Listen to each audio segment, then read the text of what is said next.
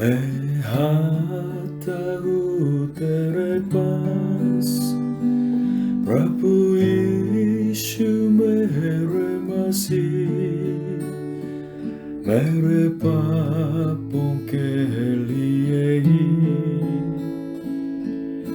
उधार दे मसीह।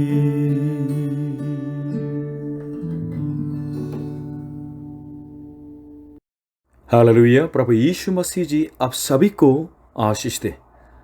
तालिबान तो इस्लामिक कठोर कानून की वजह से स्त्रियों को बहुत बुरी तरह डील करते हैं। इसलिए उस देश के अंदर तो स्त्री का मानवाधिकार है नहीं, सिर्फ आंखें ही दिखा सकते हैं और छोटी छोटी लड़कियों को भी पकड़ के ले जाते हैं और उनकी इच्छा के विरोध में तालिबान जो आर्मी के लोगों के पत्नी बना देते हैं और इसके विरोध करते हैं तो हत्या कर देते हैं। बहुत कठोर धार्मिक जो कानून की वजह से बहुत लोग तो पीड़ा में हैं। आपके जीवन को आप कैसे उसका परिभाषा रखते हैं, उसी के अनुसार, उस परिभाषा के अनुसार आपके जीवन भी निश्चित हो जाते हैं। आजकल कोरिया में एक जो अपराधी की बात कहना चाहूँगा, उसने 14 बार तो जेल में गया, रॉबरी और रेप और हत्या अलग अलग पापों की वजह से जेल में गया था और आजकल दोबारा निकलते ही 2 लोगों की हत्या कर दी। वो पकड़े गया और उसने कहा, मुझे खेद है कि मैं और अधिक नहीं मार सका। जो पैसों से प्यार करते हैं उनके जीवन बिगड़ जाता है, जो ऐश करना चाहते हैं तो उनके जीवन खराब हो जाता है। इसलिए आज के वचन के द्वारा हम मनुष्य जीवन के बारे में बाइबल क्या परिभाषा रखते हैं इसके बारे में सीखें और उसी पवित्र मनुष्य जीवन के परिभाषा के अनुसार सही जीवन क्या होता है उसके बारे में हम और सोचें। आज के वचन के द्वारा परमेश्वर आपको आशीष दे और इसलिए आज के उपदेश का शीर्षक है मानव जीवन। आज के वचन सब उपदेश 11 अध्याय 5 से लेकर 10 तक। जैसे तू वायु के चलने का मार्ग नहीं जानता और किस रीति से गर्भवती के पेट में हड्डियां भरती हैं, वैसे ही तू परमेश्वर का काम नहीं जानता जो सब कुछ करता है। भोर को अपना बीज बो और सांझ को भी अपना हाथ न रोक, क्योंकि तू नहीं जानता कि कौन सफल होगा, यह वह दोनों के दोनों अच्छे निकलेंगे। उजाला मान भावना होता है और धूप के देखने से आंखों को सुख होता है। यदि मनुष्य बहुत वर्ष जीवित रहे तो उन सबों में आनंदित रहे, परंतु यह स्मरण रखे कि अंधियारे के दिन भी बहुत होंगे। जो कुछ होता है वह व्यर्थ है। हे जवान, अपनी जवानी में आनंद कर और अपनी जवानी के दिनों में मगन रहा। अपनी मनमानी कर और अपनी आंखों की दृष्टि के अनुसार चल, परंतु यह जान रख कि इन सब बातों के विषय में परमेश्वर तेरा न्याय करेगा। अपने मन से खेद और अपनी देह से दुख दूर कर, क्योंकि लड़कपन और जवानी दोनों व्यर्थ हैं। आज के वचन के पॉइंट 1, अज्ञानी जीवन, 5वीं और 6वीं। जैसे तू वायु के चलने का मार्ग नहीं जानता और किस रीति से गर्भवती के पेट में हड्डियां भरती हैं, वैसे ही तू परमेश्वर का काम नहीं जानता जो सब कुछ करता है। भोर को अपना बीज बो और सांझ को भी अपना हाथ न रोक, क्योंकि तू नहीं जानता कि कौन सफल होगा, यह वह दोनों के दोनों अच्छे निकलेंगे। मतलब मनुष्य को अज्ञानता है, हवा का रास्ता नहीं जानता है, कर्म में कैसे बढ़ते हैं बच्चे नहीं जानता, और अपने जो कर्म परिश्रम का जो फल किस में निकलेगा वो नहीं जानता है। अज्ञानी जीवन है, इसलिए वो जरूर नहीं जानता कि परमेश्वर का काम क्या होता है। इसलिए मनुष्य अगर अपने अज्ञानता को मान लेते हैं तो नम्र हो जाते हैं, अगर अज्ञानता को नहीं मानते हैं तो बहुत घमंड हो जाता है। चावल का दाना को देखिएगा, जितना पक जाता है तो अपने सिर को झुकाते हैं। और सच में जो ज्ञानी है, डॉक्टर है, तो ये मानते हैं कि उनके बहुत क्षेत्र हैं जिसके बारे में उनके ज्ञान नहीं। मनुष्य की इस अज्ञानता को कौन तोड़ सकते हैं? क्या मनुष्य स्वयं कर सकते हैं? नहीं। मनुष्य तो अज्ञानता का शिकार है, अज्ञानता का दास है, कैदी है, इसलिए वो पापी है। वो अपने कर्म से, अपने योग से, अपने भक्ति से, अपनी तपस्या से इस अज्ञानता को नहीं तोड़ सकता। मनुष्य तो अज्ञानता का कैदी है, इसलिए कोई ना कोई बाहर से उस अज्ञानता को तोड़ के उसको स्वतंत्र करना है। तो वो कौन? सत्य है। यूहन्ना 8:32 में इस तरह कहा गया कि और सत्य को जानोगे और सत्य तुम्हें स्वतंत्र करेगा। हमको इस अज्ञानता से स्वतंत्र करने वाला कौन है? तो यूहन्ना 8:32 और 36 में हम तो पढ़ेंगे तो समझ पाएंगे। यूहन्ना 8:32 में क्या है? और सत्य को जानोगे और सत्य तुम्हें स्वतंत्र करेगा। और यूहन्ना 8:36 में सो यदि पुत्र तुम्हें स्वतंत्र करेगा तो सचमुच तुम स्वतंत्र हो जाओगे। यहाँ पुत्र कौन? प्रभु यीशु मसीह स्वयं के बारे में बताते हैं। ये प्रभु यीशु जी ने कहा था। सत्य यानी प्रभु यीशु परमेश्वर का पुत्र अगर हमें स्वतंत्र करेगा, हम स्वतंत्र हो जाओगे। इसलिए ये सत्य कौन है? परमेश्वर का एकलौता पुत्र प्रभु यीशु मसीह है। मनुष्य अज्ञानता का कैदी है, इसलिए परमेश्वर के वचन को नहीं जानते हैं, पाप में बसे हुए हैं। इसलिए पाप की वजह से, अज्ञानता की वजह से शांति को खो दिया और अनंत जीवन को खो दिया, अंधा बन गया और परमेश्वर को नहीं देख सकते हैं। लेकिन जो कोई प्रभु ईश्वर विश्वास करते हैं तो सदा के लिए पाप क्षमा पाते हैं, शांति लौट आती है, अनंत जीवन लौट आता है और परमेश्वर का दर्शन पाते हैं। प्रभु यीशु ने यह कहा था कि जिसने मुझे देखा है उसने पिता को देखा है। इंडिया के अंदर 33 करोड़ देवता देवियां हैं, लेकिन हमें नहीं मालूम ये सच में सच्चा परमेश्वर है कौन। जब जल प्रलय होता है तो पानी पीने के लिए नहीं मिलता है। अनेक जो देवी देवताएं हैं, लेकिन सचमुच में वो एकमात्र सच्चे परमेश्वर कौन है? अगर आपको नहीं मालूम तो प्रभु यीशु के पास आए, प्रभु यीशु को जाने। प्रभु यीशु आपको सच्चे परमेश्वर का दर्शन कराएंगे, क्योंकि प्रभु यीशु मसीह ही आपको अज्ञानता से स्वतंत्र करने वाला सत्य है। हालेलुया। आज का पॉइंट 2, प्रकाश और अंधकार से भरा जीवन। 7वीं और 8वीं तो मैं पढ़ना चाहूंगा। उजाला मन भावना होता है और धूप के देखने से आंखों को सुख होता है। यदि मनुष्य बहुत वर्ष जीवित रहे तो उन सबों में आनंदित रहे, परंतु यह स्मरण रखे कि अंधियारे के दिन भी बहुत होंगे। जो कुछ होता है वह व्यर्थ है। जीवन अप्रत्याशित है। There is no confident hope in life. हाँ, मनुष्य जीवन में तो प्रकाश जो समय भी है, लेकिन अंधकार का समय भी है, पीड़ा का समय भी बहुत ज्यादा है। यह वास्तव में मनुष्य जीवन है। इसलिए हमेशा ये मत सोचे कि मनुष्य जीवन हमेशा प्रकाशवान होगा ही होगा। नहीं, क्योंकि जो परमेश्वर होने देते हैं वो जीवन भी सचमुच में सुख और दुख का मिश्रण है। इस तरह सही ढंग से जीवन के बारे में परिभाषा रखेंगे तो हम संतुलन के साथ हमारे जीवन को देख सकते हैं और जो दुख आता है उसको स्वीकार करने के लिए हम तैयार हो जाते हैं और सचमुच में हमारे दिल स्थिरता में तो हो सकते हैं। जीवन के अंदर प्रकाश और अंधकार के ऊपर शासन करने वाला परमेश्वर यहोवा के प्रभुता को आप मानते हैं, तो इस तरह विश्वास रखते हैं, तो आप बाइबल के अंदर जो आयुब जैसे अपनी पीड़ा के समय में भी परमेश्वर की प्रशंसा करेंगे, सचमुच में भक्त के रूप में निकलेंगे। हालेलुया।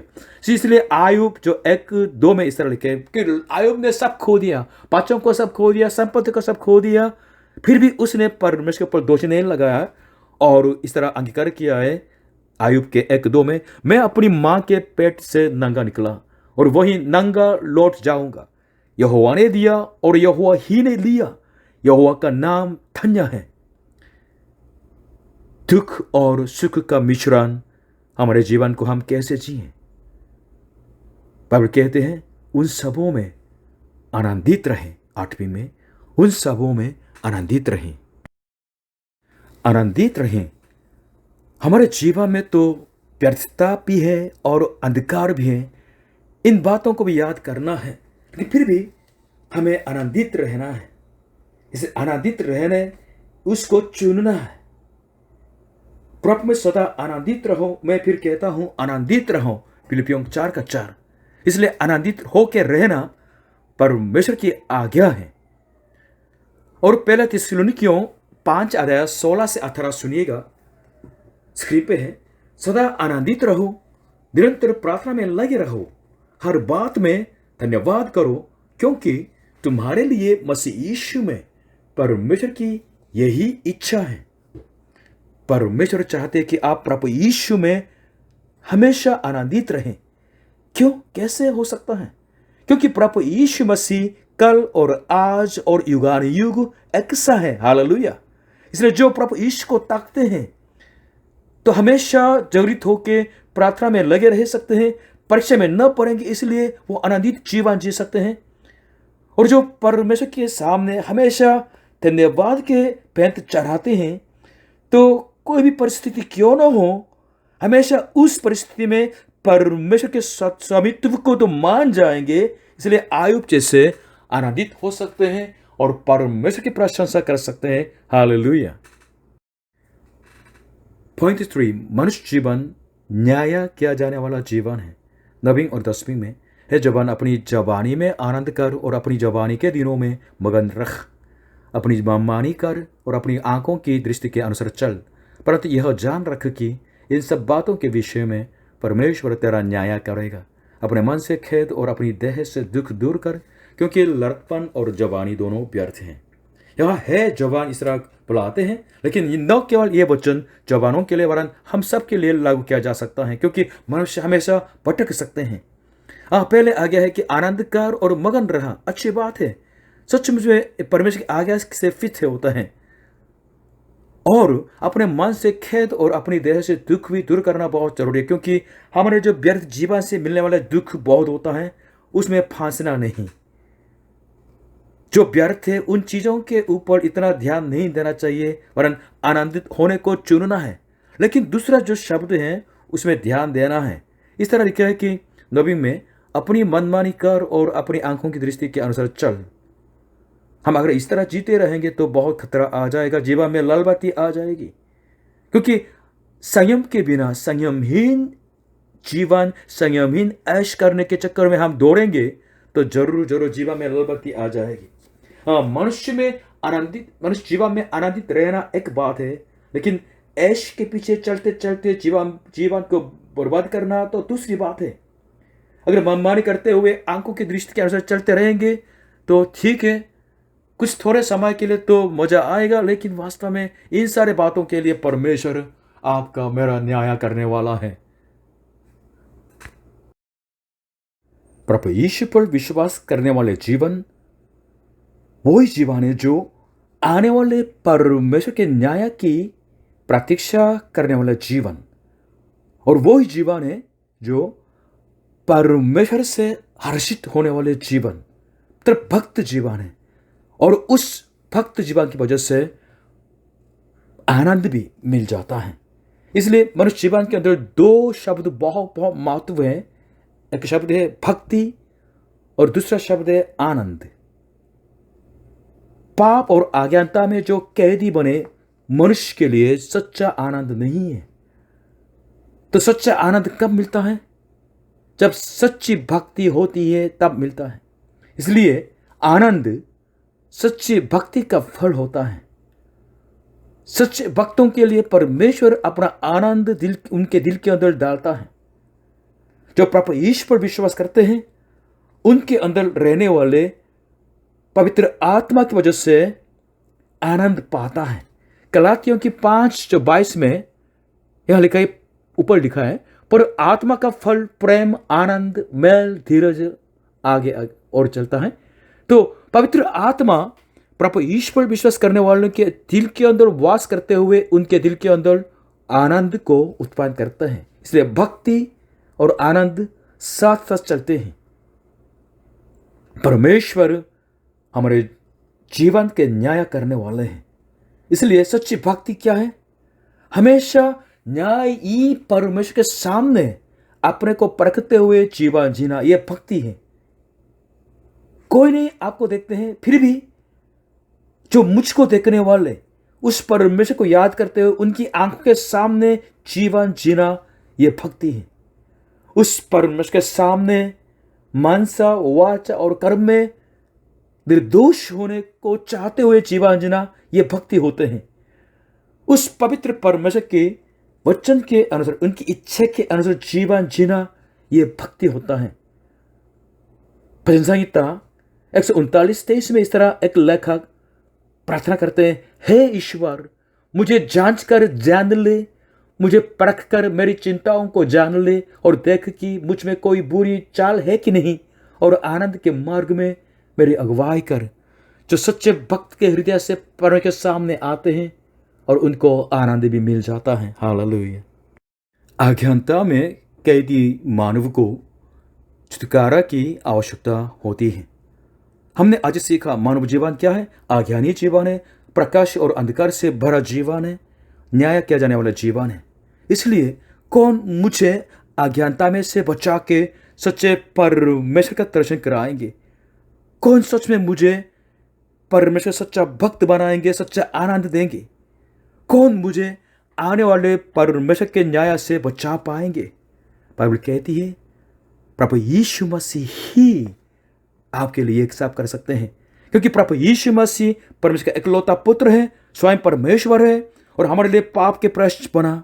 इसलिए वो हमें अज्ञानता में से, पापों में से छुटकारा दे सकते हैं और सच्चे परमेश्वर का दर्शन करा सकते हैं। कुलुस्सियों के जो 1 अध्याय 13 से लेकर 14 लिखा है कि उसी ने यानी परमेश्वर ने हमें अंधकार के वश से छुड़ाकर अपने प्रिय पुत्र के राज्य में प्रवेश कराया, जिसमें हमें छुटकारा अर्थात पापों की क्षमा प्राप्त होती है। और प्रभु यीशु मसीह जगत की ज्योति है, इसलिए जो कोई प्रभु पर विश्वास करते हैं तो ज्योति में रहेंगे, अंधकार चले जाएंगे। सच्ची भक्ति और सच्चा आनंद उनको मिलेगा। हालेलुया। क्योंकि प्रभु यीशु जगत का न्यायी है, इसलिए प्रभु यीशु की वजह से आप स्वतंत्र हो सकते हैं। एक दिन प्रभु यीशु ने अपने बारे में कहा था कि मत्ती 25 अध्याय 31 से 32, जब मनुष्य का पुत्र यानी प्रभु यीशु मसीह के बारे में बताते हैं, प्रभु यीशु मसीह अपनी महिमा में आएगा और सब स्वर्गदूत उसके साथ आएंगे, तो वह अपनी महिमा के सिंहासन पर विराजमान होगा और सब जातियां उसके सामने इकट्ठी की जाएंगी। और जैसा चरवाहा भेड़ों को बकरियों से अलग कर देता है, वैसा ही वह उन्हें एक दूसरे से अलग करेगा। मानव जाति का न्यायी प्रभु यीशु मसीह ही है। वो वापस आने वाले हैं, न्याय करने को आएंगे। इसलिए उनकी दूसरे आगमन की प्रतीक्षा करनी है, तैयारी करनी है। यूहन्ना 5:22 में लिखा है कि और पिता किसी का न्याय भी नहीं करता, परंतु न्याय करने का सब काम पुत्र को सौंप दिया है। आपका मेरा न्याय करने का काम प्रभु यीशु के हाथों में है। परमेश्वर पिता ने अपने बेटे को संसार के न्याय करने का ये सारे काम सौंप दिया है। इसलिए प्रभु यीशु मसीह न केवल हमारा सृजनहार है, न केवल हमारा मुक्तिदाता है, परंतु वो मानव जाति का न्यायी भी है। जो प्रभु यीशु पर विश्वास करते हैं तो दंड नहीं पाएंगे, परंतु सदा के लिए परमेश्वर का प्रेम पाके आनंद जीवन पाएंगे। जो प्रभु यीशु पर विश्वास नहीं करते हैं तो उनको दंड मिल जाता है और सदा के लिए न्याय किया जाएगा, तो नरक की आग में डाले जाएंगे। मानव जाति अज्ञानी है और मानव जाति सचमुच में दुख और सुख का मिश्रण है, और मानव जाति न्याय किए जाने वाले हैं।